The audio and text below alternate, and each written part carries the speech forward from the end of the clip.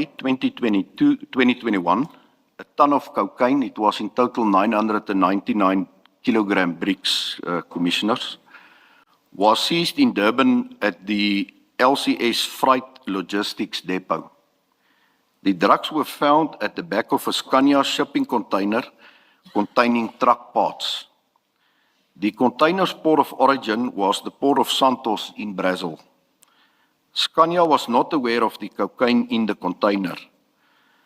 The drugs were seized and taken to the Maiden Wharf police station.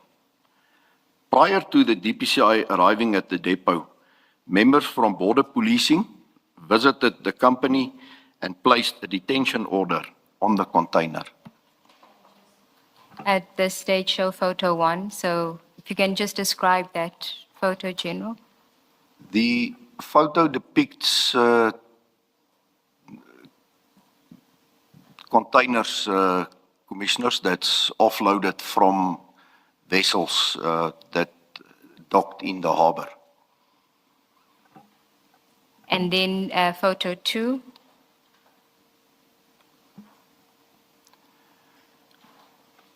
Commissioners, that is a photo that depicts the consignment of cocaine, or by then suspected cocaine, that was found in the back of the shipping container immediately upon opening the doors. Before you proceed, you want to ask a question on this? General, can you just explain the role of border policing in exercises such as this? Here you say border policing arrived or got there before the DPCI.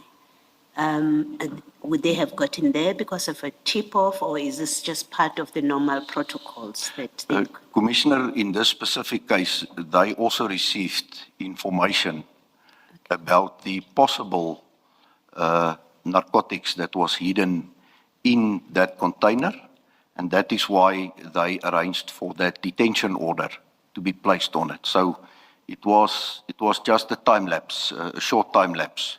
So obviously their primary responsibility is within the harbour precinct, and then to perform duties within their mandate as border policing. And in performing, in the normal course of performing that mandate, would they do the kind of inspection that you say, for example, customs randomly does on shipments? I'm just trying to understand practically what, on a day-to-day basis, do they have a role either by protocol or just practice that they could be part of the chain of discovering illegal narcotics, for example?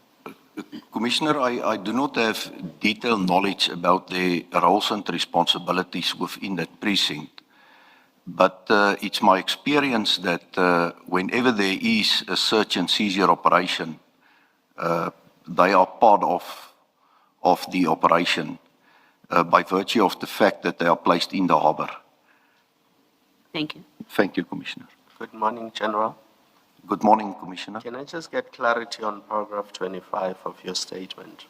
You say here on 30 July 2021, 100 kilograms of cocaine were seized in Durban. It's 1,000. 1,000 kilograms were seized in Durban. Now, are these the same drugs that were later stolen at Port Shepstone in November? No, Commissioner, it is not the same drugs. Okay. So I just needed that clarity. No, it's a different seizure, Commissioner. It's a different seizure, but happening more or less around the same time. That's correct, Commissioner. The cocaine that was stolen was seized on the 22nd of June, Yes. 2021. All right. So this is not the same one. It's not the same. All right. Thank you. Thank you, Commissioner. Thank you, General. Then if I could ask to just show photograph 3.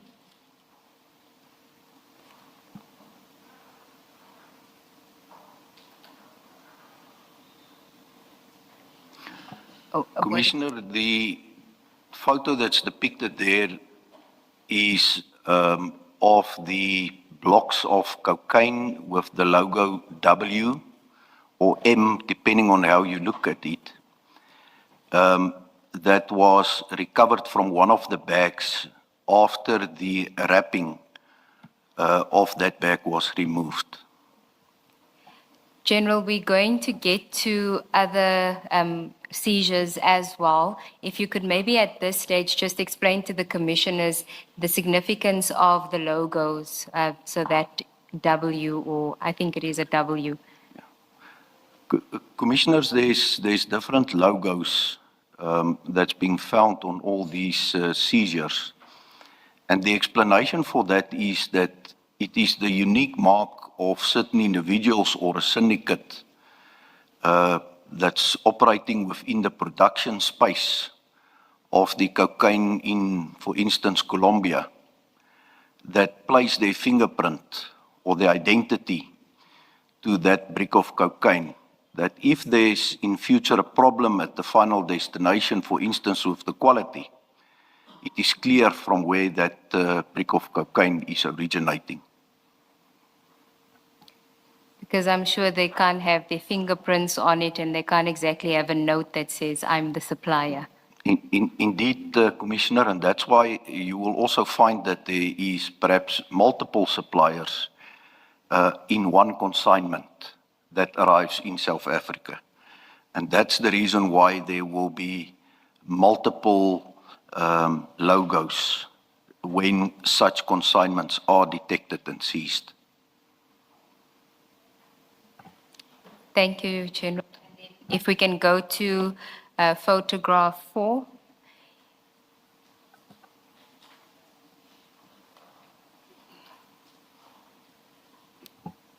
If you can just describe what we're looking at now. Commissioners, it's just another photo that depicts towards the bags of containing the cocaine in the back of the container. But I think what's also clear here is that it has handles. And the reason for that handles is to carry it easily. Because when criminals execute a rip-on-rip-off procedure, speed is of essence. You need to remove the exhibits with speed, obviously in the fear of being detected. And that's why it needs to be easy to carry these bags and place it in a vehicle or in a panel van, whatever mode of transport is being used, to then speed away with it undetected. And then if I could just ask for you, them to zoom in on the orange item there. And if you could just explain the significance of that item. Commissioners, this is, as I've explained, duplicate seals. So it shows you the criminal network is so sophisticated that they even make provision for a duplicate seal to be placed once the narcotics is removed from the container. So once they've removed the cocaine from the container, they just close the doors and seal it with the duplicate seal. And when SARS, Customs, or the port authorities verify the actual seals with the bill of lading and other documentary evidence or documents that they have in their possession, there will be no suspicion that there was any contraband in that container. Ms. Sigels-Ncube, I see we are not marking these as exhibits, giving them exhibit numbers. You don't consider that necessary? We Or- will do so, Yes. Chair, as soon as I'm done with all the photographs, then I'll just get the exhibit number as it is now. All right. And then I will then place it on the record, Chair. All right, Thank you. Thank you, thank you. Can I just ask, arising from this picture? At your paragraph 22, you don't need to go there, General. You, at the end of that paragraph, you say that paragraph 22 on page 8, you say that the rip-off is normally done at destination. Here again, corrupt officials will break the seal, open the container, and I think that's what this photograph is speaking to. Is it necessarily just the officials who can do this, or is there harbor and that arrangement about which I know nothing, such that even private individuals who are part of this plan or scheme can do it? Indeed, Commissioners, that's why I indicated that corruption takes place within both the public and private space. So when we refer here to officials, it does not necessarily mean that it's government officials. It can also include officials working in the harbour or at the depots where these containers gets opened and unpacked in some instances or forwarded by means of road freight. So it goes for both sides. Okay.